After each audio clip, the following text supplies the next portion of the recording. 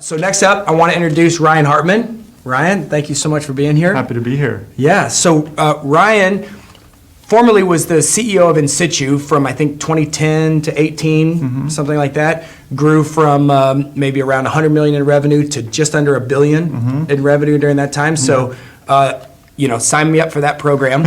And I think what we're going to get into today is just the fact that a lot of how you were able to experience that tremendous growth was to figure out how to work within the confines and work within the federal government. Yeah, that's exactly. And their procurement. Yeah, I'll tell you, back in 2010, 2011, man, we would have loved for there to be an AAL, a DIU, an AFWorks, a SoftWorks, but we figured out how to work within the U.S. government, how to provide value, how to use the innovation that existed within our business to make sure that we were staying true to who we were as a business, while also making sure that we were providing incredible warfighting capabilities. That's awesome. Yeah, no, I appreciate that. And so for this chat, so after In Situ, now the CEO of Worldview. Worldview, yeah. Super exciting. A client of Gwyn Partners. I'm pretty sure the coolest thing we're working on. We've worked on some pretty cool things, flying cars and, flying surfboards. Yeah. But Worldview, the stuff that you guys are doing is so.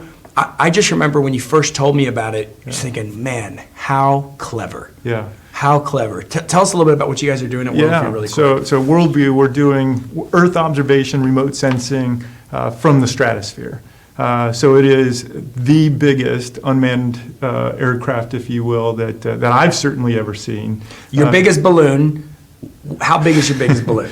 What could fit inside of it? Yeah, you could fit a football stadium, University of Texas Stadium. You could fit on the inside of the balloon. So we're talking pretty big balloons. Pretty big balloons. Can I get one of those as a birthday party balloon for my son? Yeah, we'll talk after this. Okay, fantastic. Yeah, so we're doing Earth observation, remote sensing from the stratosphere. What we've done is we've harnessed a very unique thing that happens in the stratosphere, which is that there are 4 directional winds in the stratosphere. And if you can control your altitude in the stratosphere, you can control the system or navigate with the system. And so we're solving one of the problems with low Earth orbit satellites and drones, which is the ability to have time constant. Or constant placement of a system to watch things happen in real time on the surface of the Earth. And so, I will tell you that as CEO of In Situ and as CEO of Worldview, like I said, man, at In Situ, having an AAL, having an AFWorks would have made our lives a lot easier. As CEO of Worldview, though, what wonderful organizations, the ability to leverage the desire for the U.S. government and for other federal agencies that they want to take advantage of the innovation that exists within these small businesses, within startups. Yeah. Makes our lives a whole hell of a lot easier. That's right. Yeah, and that's something, while you were building In Situ, I was, we were building kind of the consumer drone industry. And for us, it seemed it was such an unknown, and it was such a kind of hairy, scary concept to try to figure out a way to sell to the U.S. government, in a way that worked. And so we just went down the route of saying, hey, if we can make incredible flying cameras that capture great data, capture great video, we're just going to sell those. And we just never explored it. And it could have been very interesting for us. Sure. But I think something that I had seen along the way, and even at 3DR, was it can be really tough, especially as a young startup. How do you? It's like a matter of scale, right? You've got these small organizations that move really quickly, and everyone's wearing multiple hats, and it's just all about getting the product done, getting the product shipped, making sure that it does what it needs to do, right? And that becomes like our kind of like maniacal focus. Yeah. And then it's like, hey, if you want to come buy this thing, great, but that doesn't work for selling to the U.S. government. You have to. That was such an intimidating thing for us. So talk a little bit about, how you guys thought through that. Yeah. So at In Situ, we had the same thought. Man, this feels really hard. It feels like this bureaucracy is mismatched with the speed at which we do work. And so what we did is we started to focus on business models first. Like, what is a business model that would be that could coexist with the innovation that was happening inside of In Situ, while also delivering on a capability that was needed at that time by the U.S. Marine Corps, U.S. Navy, and Special Operations. And so we came up with this business model. We were the first ones to do it, which was ISR services. The COCO business model, contractor owned, contractor operated. And so that was a very important business model for us. And the reason that it was very important is... And just interject, are you saying you guys are kind of pioneered COCO? We pionered COCO. Wow, that's amazing. In 2004, yeah. And we figured out how to perfect it. And I'll tell you, there was a couple of things that were very important about COCO. The first is it enabled us to deliver a capability to the U.S. government. And that was key. It wasn't delivering a platform. It was delivering the capability, the pixel by the hour business model. They were buying imagery from us. That's right. And so what that enabled us to do is focus on two aspects of delivering a system. We had the baseline, the core technology, and when we thought of that from a technology perspective, we defined that as the platform, the airplane. Kind of the thing that carries all the sensors. That's exactly right. Yeah. So it is the part that enables us to get over a target and stay over a target. And people probably have heard of these systems. Scan Eagle. Scan Eagle was kind of the prime system that you guys were selling, right? Which Scan Eagle was initially developed for tuna? Tuna, that's right. That's amazing. I love it. So the original idea was to be able to fly over oceans and direct tuna fishermen to where the schools of tuna were at, because the tuna season is so short. That's right. Get there as fast as you can. So we baselined this core technology, and we recognized that the airplane itself, we would keep that on baseline centers or on cycles of about 3 to 5 years, meaning we would set a baseline. We knew that baseline would be good for 3 to 5 years.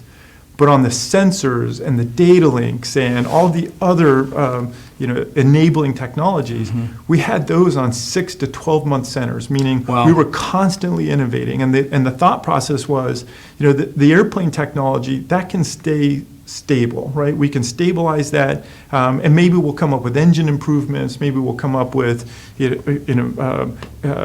airfoil improvements. Actuators. Yeah, exactly. We did a lot of research in laminar flow wings and things like that, but that's a very long process. Yeah. But sensors and data links and even at the time we were doing very rudimentary machine learning. All of that could happen very fast.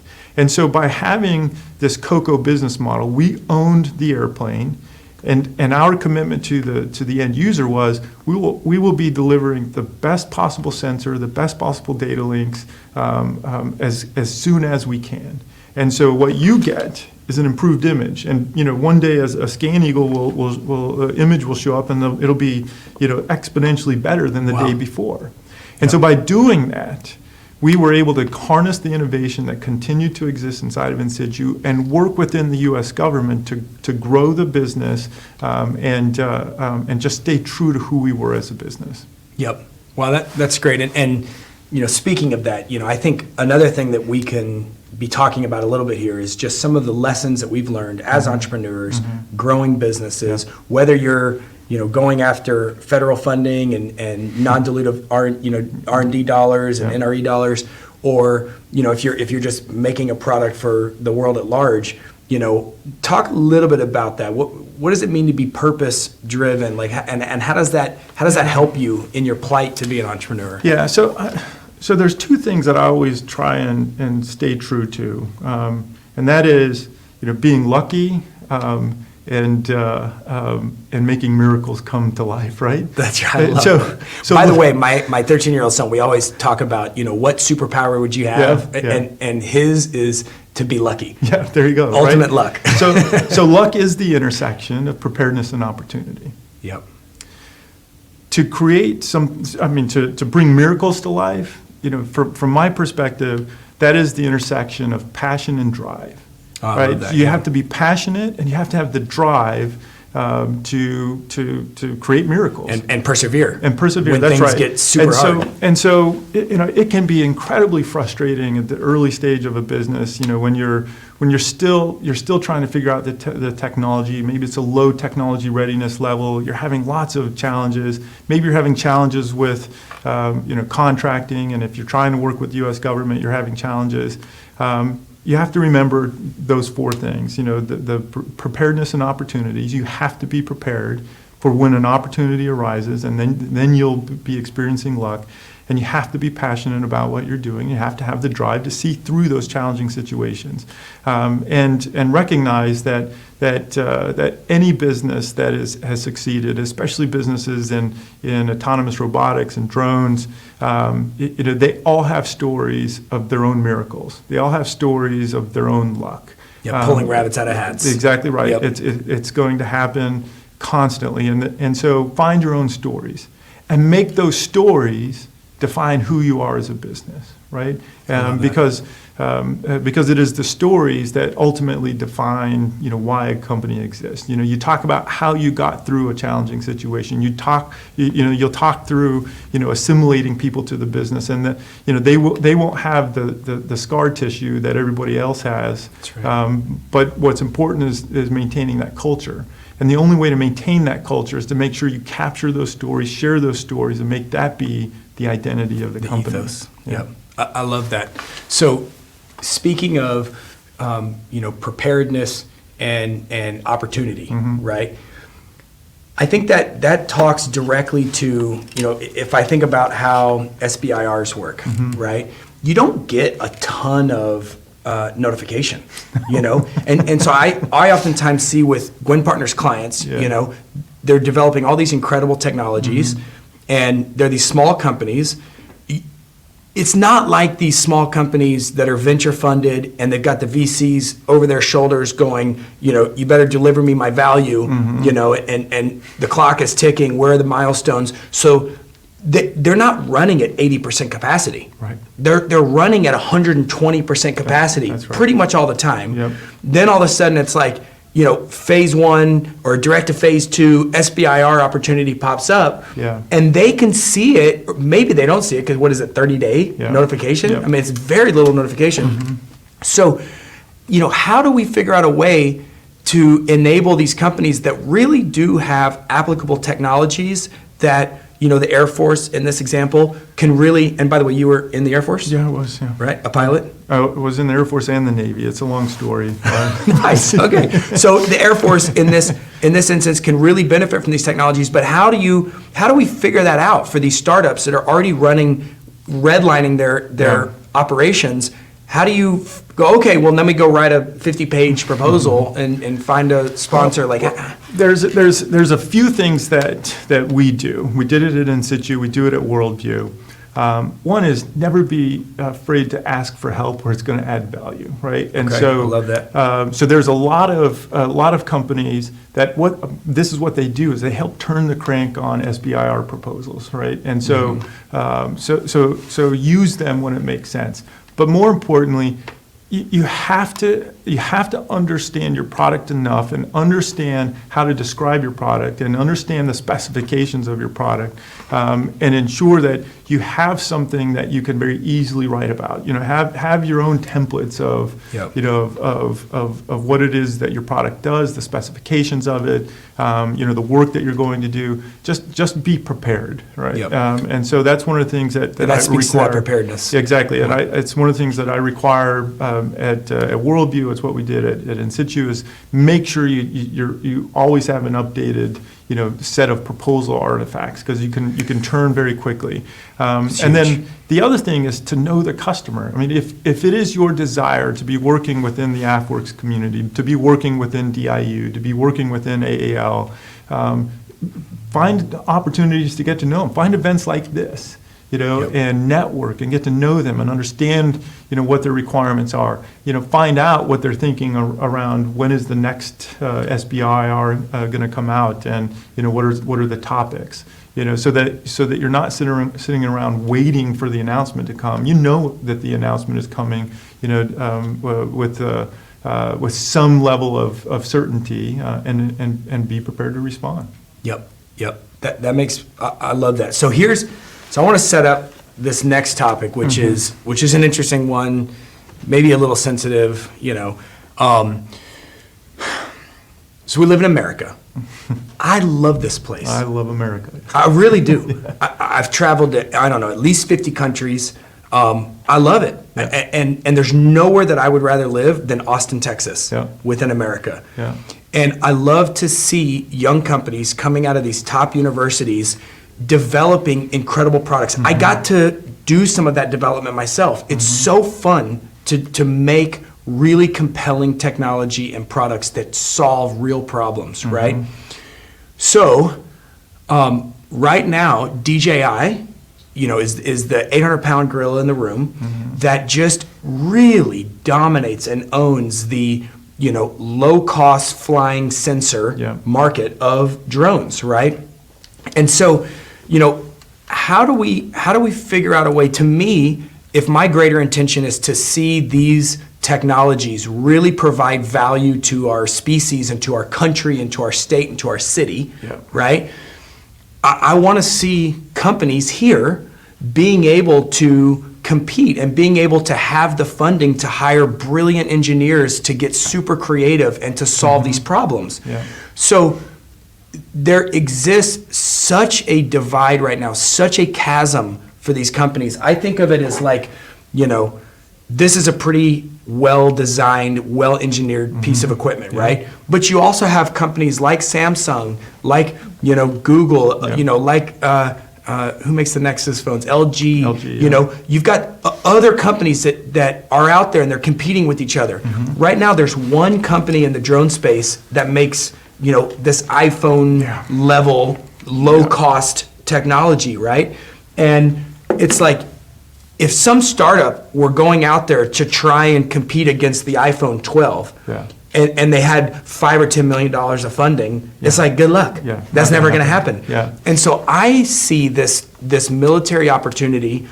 I call it kind of an artificial demand, but it's like you're not just competing on price per performance or performance per price. When you have a specific market segment that really cares where it's made, right? Where the chain of custody of the data, the encryption of the data, I see that as an opportunity for US-based companies to get from 0 to 1. And to get some real revenue and some real margin that allows them to start building their engineering capabilities. So there are some incredible companies out there that are really accelerating technologies and innovation in the drone space. I think of Teal, I think of Vantage, I think of Skydio, and all of the blue UAS players. And they need help. They are not going to succeed through just venture capital alone. They are not going to succeed by trying to compete at the consumer drone or within the consumer drone market. But they need help to cross that chasm.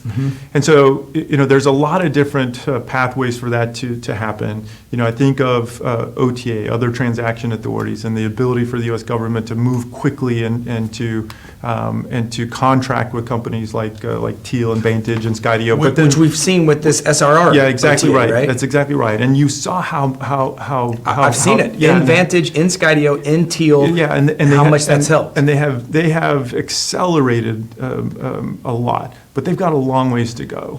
And I think of like the microcircuit issue that we're seeing right now with the automobile industry. Let's talk about that. Set that up. So you see that the supply chain cannot keep up with the demand within the automobile sector. And so, I think what the U.S. government has done in invoking the Defense Production Act, is a great example of how to cultivate innovation, cultivate an opportunity to really advance in an area that makes a difference for the U.S. economy, that makes a difference for U.S. innovation. And so, I hope to see more of what we've seen with SRR, but I hope to see even more in invoking Yes. things like the Defense Production Act, so that there are solutions available to warfighters that meet their needs,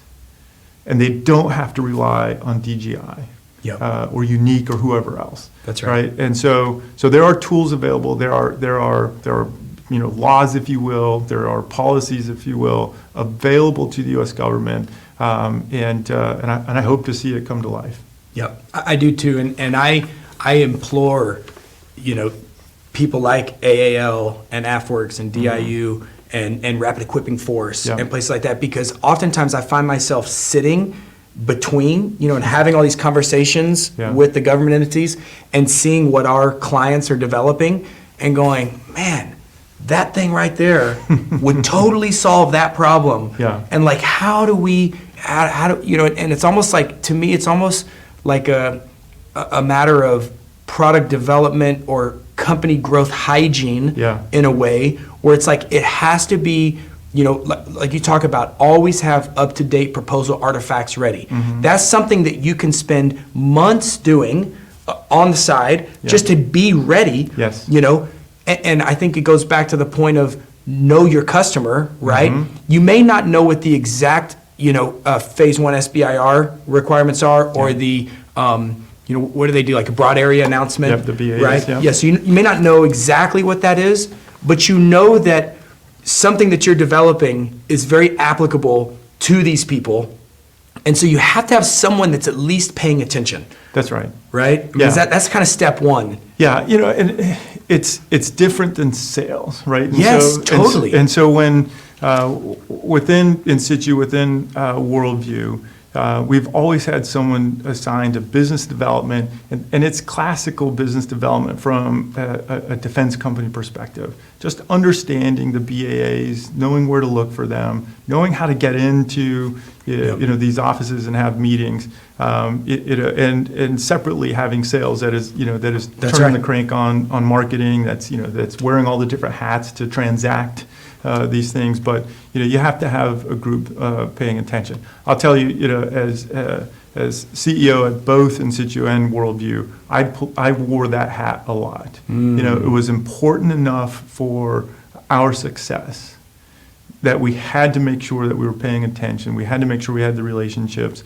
And, oh, by the way, we had to make sure that we had, the right kind of partners. And when I say partner, I don't mean necessarily people that we were working with and collaborating with to, propose a solution, but just knowing your competimates, right? Yes. Those. Let's make an industry first together. That's right, exactly right. And working with them to advance things. And so, that's why I'm excited about things like the car.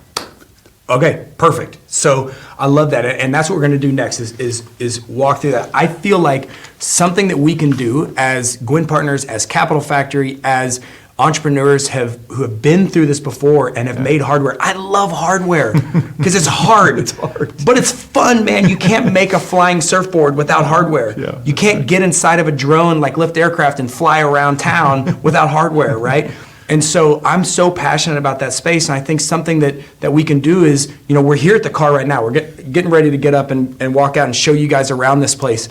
And I think that one of the things that we can do is create a co-working space that fosters collaboration, right? It's not just collaboration in the problems that they're trying to solve, these similar core technological challenges that apply across robots, across industries, but it's also collaborating on paying attention. Yes. Now you've got 15 companies in here, all working on autonomous robotics, and all it takes is for one of them to see some BAA, raise their hand, and go, "Hey, Teal, guess what? Doesn't really apply to our water robot, but that totally applies to your air robot, and vice versa. Yeah. Let's work together as an industry. Until I see drones flying in the sky when I look out the window, I don't want to hear about competition in this industry. I want to see us coming together, showing the world that these technologies and these autonomous robots can really provide value, right? And then when that value starts being consumed by the world and by the species, okay, then let's start figuring out competition. But we got years to go in building this space. So, Ryan, thank you so much. I really appreciate you being here. I really Yeah. appreciate working with you. Same here. All of it. I think you guys are doing some incredibly magical Thank you. things, Thank you. which we're going to see a little bit more of later. Yep. And soon. Okay, so now we're going to show a quick little video while I get this mic on. We're going to walk around and show you guys a look at the Autonomous Robotics Center. It's going to be amazing. So thank you very much. Thank you. Here we go.